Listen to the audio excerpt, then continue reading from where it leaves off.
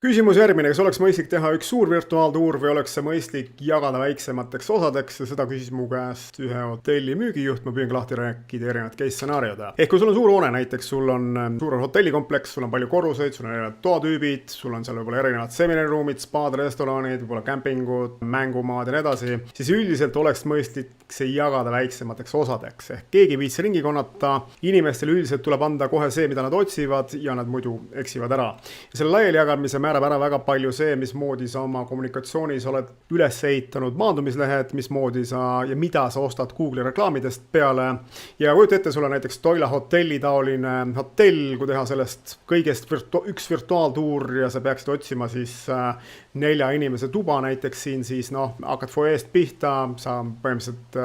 eksid siin ära ja sa paned selle kinni, ehk sellisel tegemisel pole mõtet. Küll aga siis määrab ära selle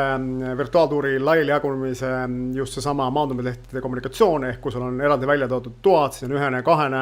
sul on siin spaad, restoranid, konverentsid, mängumaad, siis see määrab ära siis väga konkreetselt selle jagunemise. Ehk siis inimestel tuleb kohe anda seesama asi, mida nad otsivad, ehk kui nad tahavad ülevaadet saada konkreetsest toast, siis tuleb see neile anda, kui nad tahavad näha spaad või restorani eraldi, siis need kõik virtuaaltuurid peaksid pihta hakkama sealt samast ja need tuleks lisada siis konkreetselt täpselt õigesse kohta siia maandumislehtedele. Nii et selline oleks loogika. Nüüd, mis puhul võiks teha suure virtuaaltuuri, kus kõik asjad on ikkagi sees ja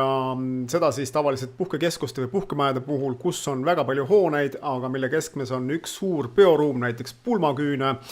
ja kus siis näiteks tavapilti pealt inimesed enam ei hooma, kus mis asi asub. Ehk hooneid on niivõrd palju, näiteks siin üks meie klient Mäeotsa puhketalus on 7-8 hoonet,